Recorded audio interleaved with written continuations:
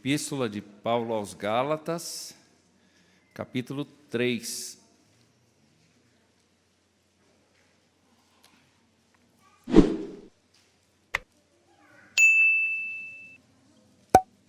Leitura a partir do verso de número 23 até o final do capítulo.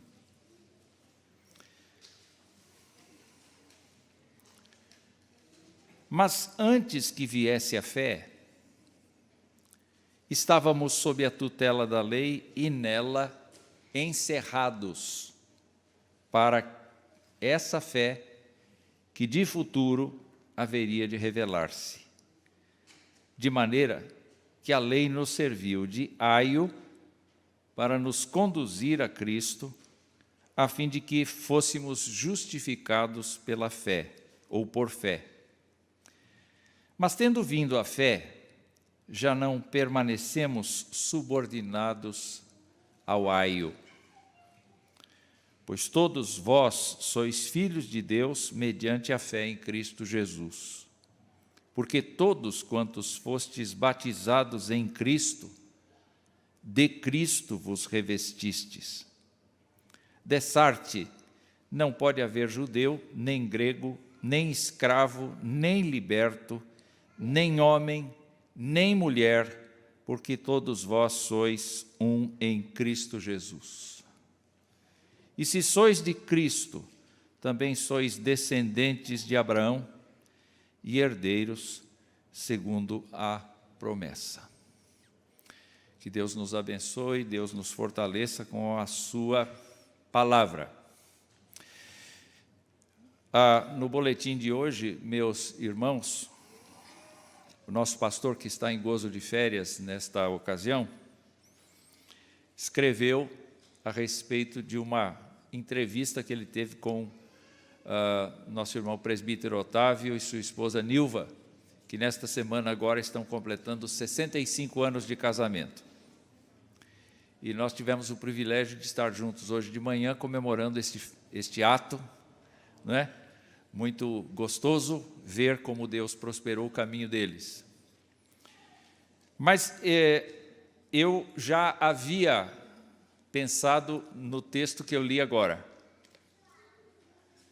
E de repente eu chego na igreja, tem este boletim aqui, e o último parágrafo da reflexão do pastor no boletim me ajuda muito para introduzir o assunto que todos nós conhecemos, mas que não custa recordar.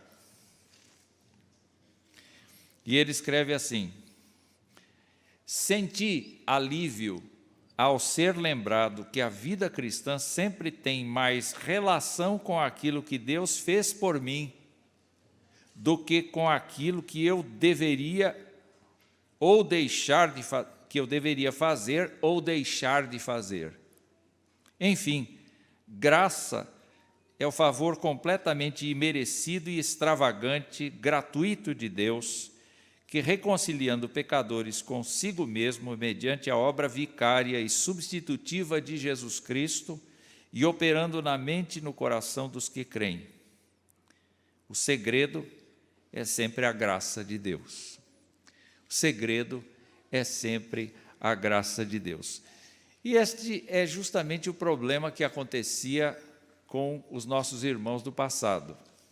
Eles tinham crido em Jesus Cristo do jeito que Paulo prega, mediante a fé. Mas atrás de Paulo, nós sabemos, por tantos sermões que já ouvimos, atrás de Paulo vinha um grupo de antipaulos. Antipaulo, entenderam? Um grupo oposto, de oposição a Paulo, que tinha uma forte inclinação de acrescentar à pessoa de Jesus Cristo a lei mosaica e as tradições dos rabinos, a lei oral, que, segundo eles, vinha do próprio Moisés, mas que não tinha sido escrita em livro. Este conjunto todo de leis deveriam ser acatados pelos crentes para que eles fossem incluídos na aliança que Deus tinha feito com Abraão. Porque, na concepção deles, a aliança de Abraão foi feita exclusivamente para Israel. E agora, estão vindo gentios aí, não é? Então, o que é necessário fazer? Pois é, lá no passado Deus disse, toda gente que for da sua família, você vai ter que circuncidar. E foi o que Abraão fez. Naquele tempo, Abraão reuniu toda a sua família, ele próprio, Ismael, seu filho de Agar, e todos os seus empregados, todos os funcionários, todos os escravos, meninos, né? Todos os homens foram submetidos à circuncisão no mesmo dia, para que a partir dali, toda pessoa circuncidada fosse identificada com a família de Abraão. Então, na lógica é o seguinte, para você entrar para o povo que tem a aliança de Abraão, você tem que ser circuncidado. Não, mas Jesus Cristo não fez todo o trabalho? Fez, mas não fez. É necessário que você obedeça dias, meses, dias santos, comemorações nossas. É necessário que você entre para o nosso ritmo do que nós pensamos ser a aliança de Abraão. Está entendendo? Então, um a um, os gálatas começam a se afastar do evangelho puro e simples que o apóstolo Paulo tinha pregado, que é, creia em Jesus Cristo como seu Senhor e Salvador. Ele perdoará os teus pecados, Ele entrará na sua vida, Ele transformará a sua vida e Ele fará de você uma nova criatura. E quanto à lei? A lei tem o seu mérito, a lei tem o seu uso, mas não se aplica para salvar uma pessoa. Parece que isso não é suficiente. Aliás, eu creio que muitos de nós temos uma dificuldade muito grande, que é a dificuldade de nós irmos a Deus do jeito que estamos. Nós temos muita dificuldade de que Deus não aceite nenhum mérito nosso. Sabe, a nossa inteligência, o nosso testemunho, a nossa capacidade de ser, a nossa capacidade de viver, de fazer coisas, a nossa capacidade de resolver problemas. Deus não leva nada disso em conta para nos salvar. Porque o que Ele enxerga no nosso estado natural, no estado natural das pessoas, Ele enxerga transgressão, vida de transgressão. Ele enxerga vida fora do padrão da santidade dele. É o que ele enxerga. Então, toda pessoa nessa condição precisa ser alcançada por ele. Do contrário, não consegue. Uma vez Jesus Cristo fez uma oração que realmente nos deixa perplexos, porque é uma oração que acaba nos excluindo desse processo de nós aceitarmos ou deixarmos de aceitar. Ele disse ao público que o ouvia o seguinte, isso está em João, no capítulo 6, ele disse assim, porque eu, Jesus Cristo, desci do céu, não para fazer a minha própria vontade, e sim a vontade daquele que me enviou, que é o Pai. E a vontade de quem me enviou é esta, que nenhum eu perca de todos os que Ele me deu. Está compreendendo isso? Deus o Pai deu pessoas para Jesus Cristo. que nós não sabemos quem são. Se nós confessamos que Jesus Cristo é nosso Senhor e Salvador, nós estamos dentro. O nosso nome está no rol dessas pessoas que o Pai deu para o Filho. Mas se nós não cremos em Jesus Cristo como nosso Senhor e Salvador, nem que a gente quiser, a gente não entra nessa relação, porque essa relação é dele, é do Pai para o Filho.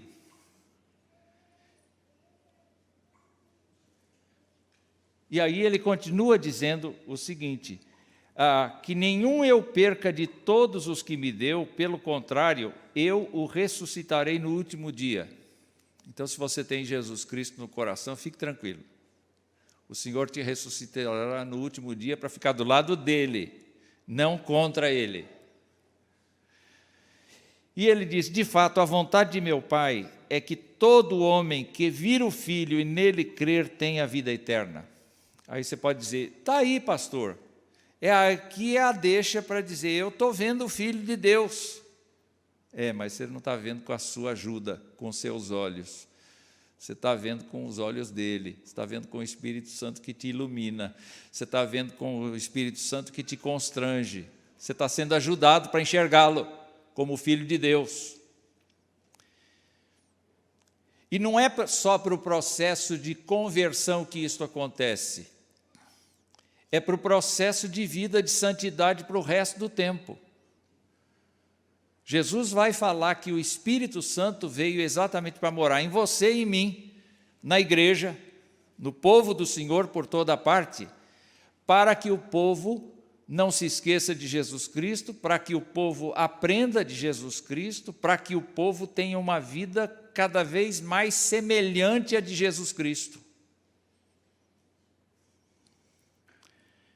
Então ele diz assim, aquele que vir o Filho e nele crer, tenha a vida eterna, e eu o ressuscitarei no último dia. O apóstolo, então, está muito irritado com a igreja dos Gálatas, exatamente porque eles perderam esse referencial. Eles se esqueceram do fato de que eles foram alcançados por misericórdia de Deus. O que a gente mais precisa na nossa vida é a misericórdia de Deus todo dia. Graças a Deus, com palavras de Jeremias, quero trazer à memória o que me pode dar esperança. O que é que me pode dar esperança? Que a cada dia o Senhor renova a sua misericórdia logo de manhã. Hoje de manhã Ele fez isso com você e comigo. Amanhã Ele vai fazer isso com você e comigo. Amanhã Ele vai renovar a sua disposição, a sua alegria de ter você e eu no seu convívio. Mas é necessário, então, a gente examinar, não com muita profundidade, mas examinar esse trecho a partir do primeiro versículo deste capítulo 3 de Gálatas, para a gente ver algumas coisas que Paulo pergunta àqueles crentes. Primeira pergunta que ele faz, ou primeira afirmação que ele faz. Aquele, pois, que vos concede o Espírito e que opera milagres entre vós, porventura o faz pelas obras da lei ou pela pregação da fé? Ele faz, o Espírito Santo habita na vida da igreja, na sua vida, por causa do que você faz ou por causa da fé? Naturalmente, o apóstolo Paulo, então, vai buscar quem? Ele vai buscar nesse diálogo com esse interlocutor imaginário, ele vai procurar a pessoa de Abraão, que a gente se referiu no começo desta fala. E ele evoca, então, o caso de Abraão. E ele, então, cita o momento em que Deus disse para Abraão, olha para o céu, se você puder contar as estrelas, esse vai ser o número dos seus descendentes. E Abraão não tinha nem filho. Mas a Bíblia diz que Abraão creu. E era o que Deus precisava para justificar Abraão. porque era necessário que Abraão se deixasse conduzir por Deus, em fé, em confiança, em dependência, em obediência. Abraão não precisava fazer nada, nenhum sacrifício. Abraão não precisava sair de casa para ir para lugar nenhum, oferecer nenhum ritual, nada. Deus não estava pedindo isto. O que Deus estava pedindo é que quando ele falasse, Abraão acreditasse, confiasse, entregasse a vida. E aí é que ele faz uma declaração muito importante para todos nós. Os judeus brigavam com Jesus Cristo porque eles diziam assim, nós somos filhos de Abraão, mas você a gente não sabe quem é, de onde vem. E o apóstolo Paulo aqui está dizendo que pessoas que confessam a Jesus Cristo como seu Senhor e Salvador têm uma ligação estreita com Abraão. Ou seja, aquele personagem do Antigo Testamento passa por cima da lei, porque Deus fez as promessas para ele. Não é verdade? Foi para ele que Deus fez as promessas. Passa por cima da lei, chega até os gentios, e nós somos colocados naquela família da fé, para ter a mesma atitude de Abraão. Eu preciso olhar a palavra de Deus, eu preciso olhar para Jesus Cristo e confessar que Jesus Cristo é o Filho de Deus e ficar preso a isto. E nada importa, não importa a filosofia, não importa a ciência, não importa qualquer outra manifestação humana, eu não posso abrir mão de que Jesus Cristo é o Logos eterno, o Filho do Deus vivo, o Redentor das pessoas. Eu não posso abrir mão de que nele reside toda a plenitude. Eu preciso constantemente reafirmar isso diante das pessoas. Enquanto as pessoas dizem Deus não existe, Deus existe. E Jesus Cristo é o eterno Deus, e eu o adoro. Ele é real para mim. Eu creio que Ele me conhece. Eu creio que Ele me ama. Eu creio que Ele me salvou. E o apóstolo, então, nos versos que antecedem aqui, versículos 6, 7 e por aí vai, ele diz assim, os da fé são abençoados com o crente Abraão, versículo 9.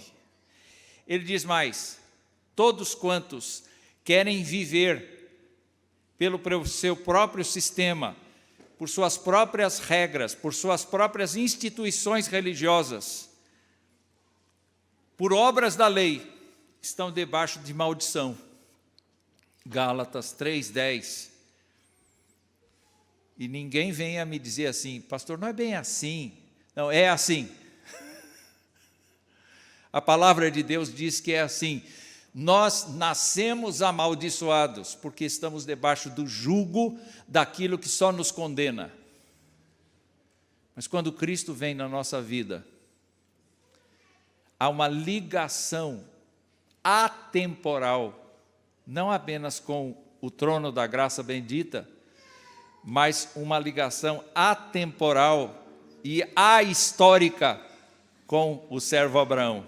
Porque o modelo da fé que foi dado a Abraão é o modelo da fé que nós podemos usar.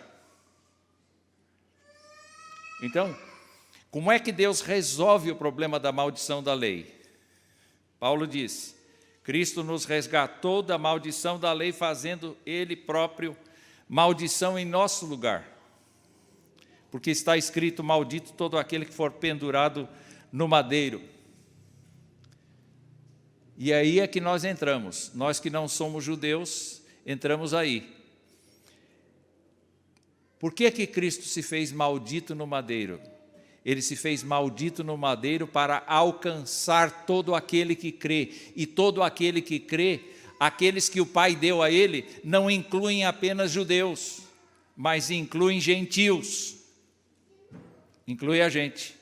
E o trecho nos diz que ele foi colocado na cruz para que a bênção de Deus chegasse aos gentios em Jesus Cristo, a fim de que recebêssemos pela fé o Espírito prometido.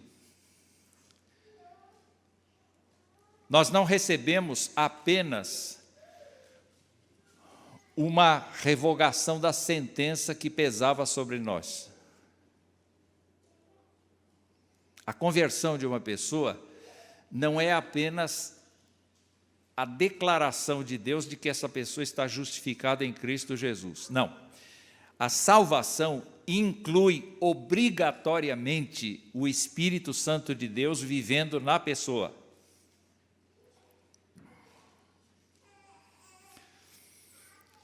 Então, se eu pudesse fazer alguma coisa assim parecida com o que eu já vi na televisão, eu diria assim: põe a mão no seu peito, não é? E eu pediria para você dizer assim: se Cristo está em mim, o Espírito mora em mim. Mas faça isso mentalmente. Agora, se você não tem certeza de que Jesus Cristo mora em você, o Espírito Santo pode estar dizendo: creia, creia, creia, abra o coração, creia. E aí ele entra.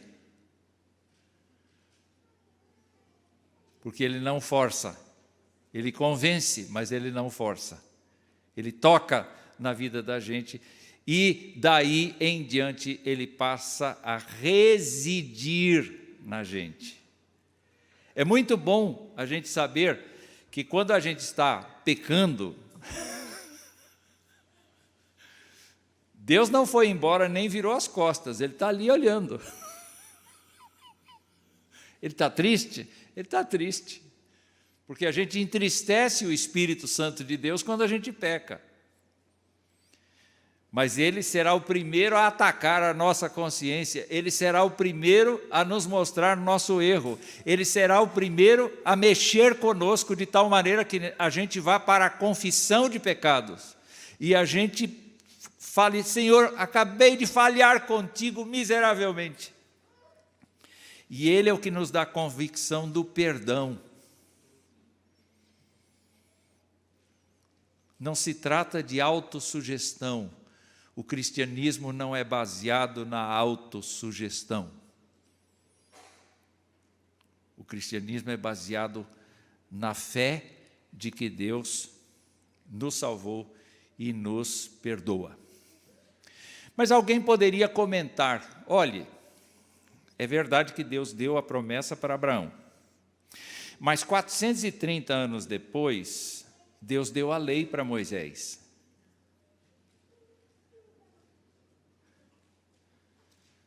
Veio de Deus a declaração de que Abraão era justificado, e veio de Deus a lei. Aliás, a Bíblia fala que foi o dedo de Deus que escreveu os 10 mandamentos. Uma coisa é tão divina quanto outra. Uma coisa é tão providenciada por Deus quanto a outra. Qual é o argumento que o apóstolo Paulo faz? No verso 15, ele diz que ainda que uma aliança, mesmo que seja humana, foi ratificada, ninguém revoga, ninguém acrescenta nada àquilo que foi dito no princípio. Em outras palavras, para o apóstolo Paulo, a promessa feita a Abraão já pretendia ser o evangelho que nós conhecemos. Enquanto que a lei de Deus, ainda que seja santa, justa e boa, e demonstre toda a santidade de Deus e todo o modo como Deus quer ser louvado, ela foi colocada num momento específico da história da formação de Israel, e no entendimento da teologia reformada, ela continua em uso como uma norma de conduta, mas nunca para a fé de salvação. Ela não salva, ela só condena. mas ela continua sendo boa. E o apóstolo Paulo vai mostrar isso no mesmo texto aqui. Porque ele diz que a lei de Deus não vai contra a promessa. Mas o que ele é revelado é que quando Deus falava, eu vou ser o teu Deus e o Deus do teu descendente, Deus estava dizendo, eu vou ser o teu Deus e eu vou ser o Deus de Jesus Cristo. Está lá no texto. E Jesus Cristo, então, seria o nosso Deus, o nosso Salvador, o nosso Senhor. Então, ele então argumenta que uma aliança ninguém a revoga. E nesse caso, ele também fala da lei. Se fosse, verso de número 21, se fosse promulgada uma lei que pudesse dar vida, a justiça, na verdade, seria procedente da lei. Mas a lei não pode dar vida, porque a lei só mostra aquilo que a gente não consegue fazer.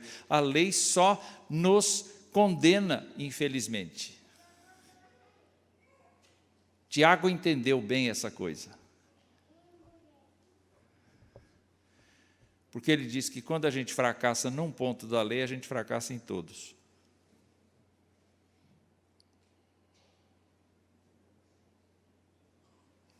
Né? Quero usar aqui um velho exemplo que eu já usei na minha vida. É almoço de domingo e você resolve colocar na sua mesa, com todos os filhos e parentes, uma linda toalha branca que acabou de ser tirada da gaveta e está absolutamente limpa, bem higienizada. Você vai servir, então, uma bela macarronada ao sugo. Tá bom assim? Eu não sei, não conheço esses termos. Então, de repente, o chefe de família pega um pouco daquela massa e cuidadosamente traz para o seu prato, mas cai uma gota do molho na toalha.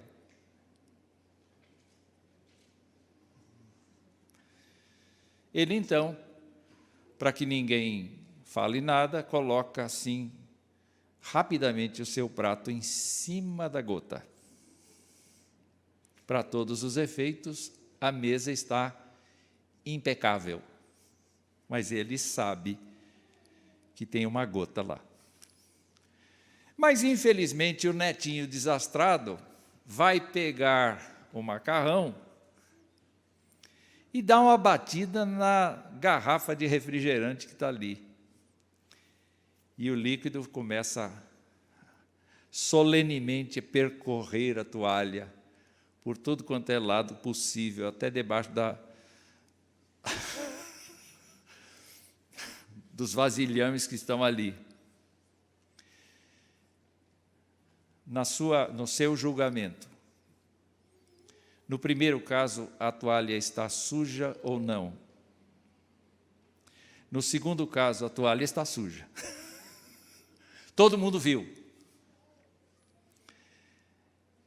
Quando Deus olha, Deus sabe que tem o pingo debaixo do prato, sabe quem foi, e Deus olha quem deixou a garrafa cair, e aquele esparramo ali pela toalha. O nosso veredicto deveria ser assim, pela justiça, qualquer que seja a situação, a toalha está suja. Essa é a lei. A lei não tem piedade. A lei não produz vida. A lei simplesmente denuncia. A lei não leva à misericórdia divina. Porque quando ela diz, por exemplo, honra teu pai e tua mãe, ela não está admitindo outra forma de agir com pai e mãe. É só essa, honra teu pai e tua mãe. Quando fala não mate, está sendo exatamente isto. Se você por acaso odiar no seu coração, você transgrediu a lei e ninguém soube. Você colocou a gota do molho de tomate debaixo do seu prato, mas Deus soube. Então a lei tem esse papel. Ela não serve para a graça. E muitas vezes a gente acha que pelo nosso esforço, pela nossa devoção, pelo nosso mérito, pela nossa capacidade, pela nossa força, pela nossa diligência, pelo nosso dízimo, nós podemos comprar a justiça de Deus, e não podemos. Porque não temos. Então o apóstolo diz assim, que a Escritura encerrou todos nós na mesma condição, verso 22, para que mediante a fé em Jesus Cristo, a promessa de Abraão fosse concedida para nós. Então, o apóstolo diz, dá a entender o seguinte, a lei mostra o caráter de Deus, a exigência de Deus, e mostra que nós não somos capazes de atingir aquilo que Deus deseja pelo nosso próprio esforço. E a lei só nos aponta para um Salvador, nós precisamos ter um Salvador. As nossas obras indicam que nós precisamos ter um Salvador. Então, como é que o apóstolo Paulo fala a respeito do trabalho de Jesus Cristo? É que Jesus Cristo veio, tomou a lei, e diariamente ele cumpriu cada item dela. Jesus Cristo adquiriu diante do Pai o mérito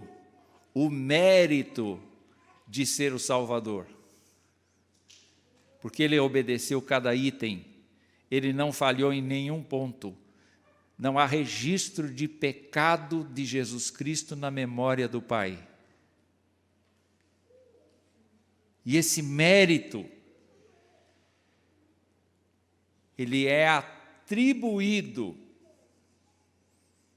ele é concedido na seguinte condição: se eu crer, eu posso invocar o mérito de Jesus Cristo para ter comunicação com Deus.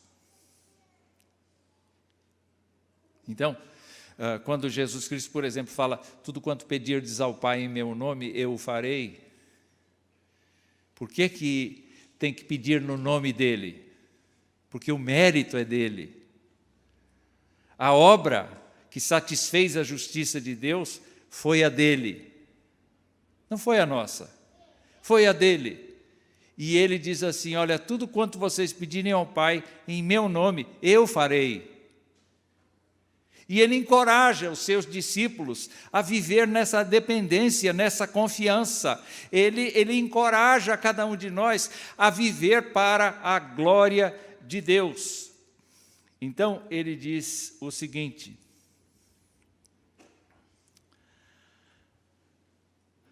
verso 25, vindo a fé, já não permanecemos subordinados à lei, ao aio.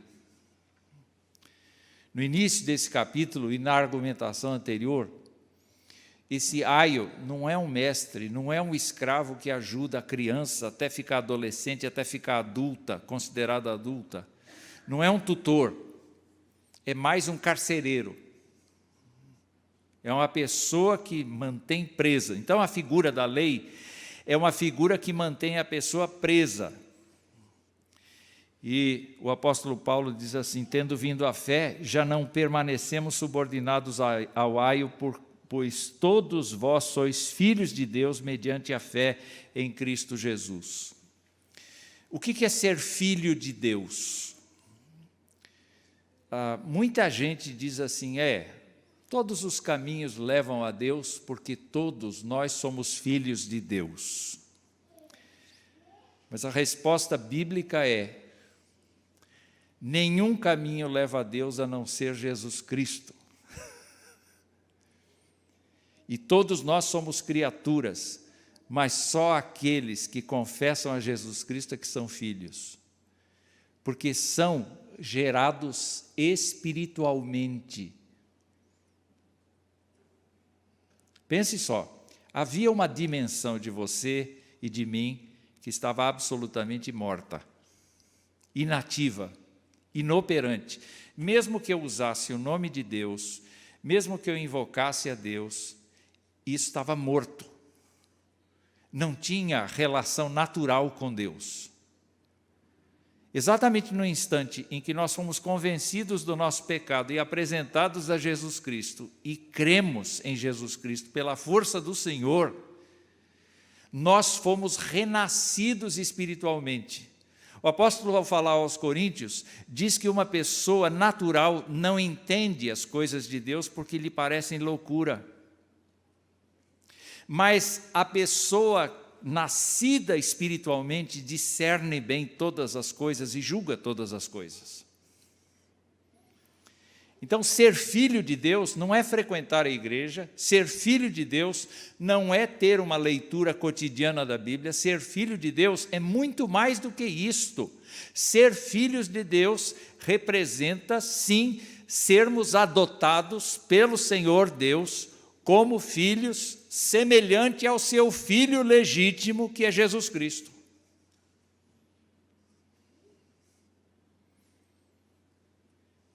E quando nós lemos Hebreus, por exemplo, que lemos hoje de manhã, capítulo 10, nós devemos nos lembrar do fato de que nós temos acesso ao trono da graça de Deus por causa do caminho que Jesus Cristo abriu, por seu sangue. Então, queridos irmãos, ser filho de Deus traz consigo esta identificação com Cristo, porque no versículo 27, ele vai dizer: todos quantos fostes batizados em Cristo, de Cristo vos revestistes. E quando fala batizado em Cristo aqui, não está falando do batismo em água. Porque o batismo em água representa uma coisa que aconteceu dentro de mim. Mas o batismo em água não me salva. O batismo em água não me regenera. Tanto a Igreja Católica Apostólica Romana, quanto grupos que se dizem evangélicos, afirmam que a água é regeneradora. Ela não é. Ela é sinal de alguma coisa interior. O que é que significa revestir de Cristo? É trocar de roupa. Antes eu era um incrédulo. Antes eu era uma pessoa que desobedecia a Deus voluntariamente. Agora eu sou uma pessoa que foi trazida para o seio de Deus, foi colocada, foi assentada nos lugares celestiais em Cristo Jesus. Agora eu sou uma pessoa que tem discernimento do Evangelho e que confessa publicamente o Evangelho. Então a minha roupa é diferente. Não é a roupa física, entendem? É a roupa do ser. É a nova postura da gente. Não é uma postura religiosa, é uma postura de vida e vida abundante, como disse Jesus Cristo. Então, o apóstolo diz: vocês se revestiram de Cristo. Então, dentre nós, Paulo diz: não pode haver nem judeu, nem grego. Não pode haver escravo, nem liberto. Não pode haver nem homem, nem mulher, porque todos vós sois um em Cristo Jesus. É muito interessante a gente ver que o apóstolo Paulo não mexe na questão de família. O homem é o chefe da família. Para o apóstolo Paulo, ele é o chefe da família. A esposa deve submissão ao marido, o marido deve amor à esposa. Os filhos devem submissão aos pais, os pais devem honrar os seus filhos, devem cuidar dos seus filhos, para que eles não se estraguem. Tem essa ordem dentro da família, mas quando está falando da igreja, ele diz: não há diferença entre homem e mulher, judeu ou não judeu, entre escravo ou livre. Nós somos um. O Evangelho de Jesus Cristo nos iguala. Então, acabe com a ideia de que um pastor é mais santo que um membro da congregação. Acabe com a ideia, de que determinadas pessoas são santas e a sua palavra é a pura verdade. Não é assim, nós não devemos ter ídolos na igreja, porque nós somos iguais. Nós fomos todos colocados na mesma embalagem da graça divina. E nós devemos nos ajudar mutuamente para que nenhum de nós esmoreça.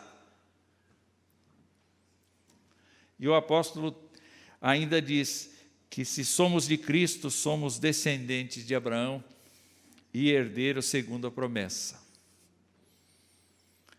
Então, de novo, o nome de Abraão volta aqui. O que é que nós temos com Abraão? Nós somos filhos de Deus, do povo de Abraão, é o que Paulo insiste com os Gálatas, e nós somos as pessoas a quem o Senhor confiou a promessa. Que promessa é essa? Bom, a promessa tem vários desdobramentos. A promessa era Jesus. A primeira grande promessa é Jesus. Jesus é a promessa. Ele prometeu ser aquele Deus que alcança as pessoas por meio de seu Filho Jesus. A segunda promessa é que Ele nos acolheria como seus filhos e Ele nos faria crescer na direção do seu Filho a fim de nós nos parecermos com Ele. E a terceira coisa, sem dúvida alguma, é a promessa da vida eterna.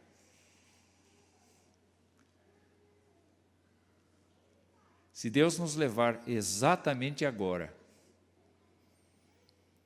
e a nossa vida se extinguir, a nossa vida física que se extinguir, onde é que nós estaremos?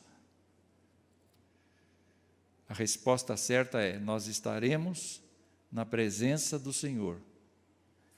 E a pergunta que vem é: por quê? Porque Jesus Cristo morreu por mim. E eu creio nele. Eu creio que ele gastou sua vida em meu favor. E eu creio que ele me espera. E eu termino lembrando das palavras de Jesus Cristo aos discípulos, lá na oração sacerdotal, em que ele diz: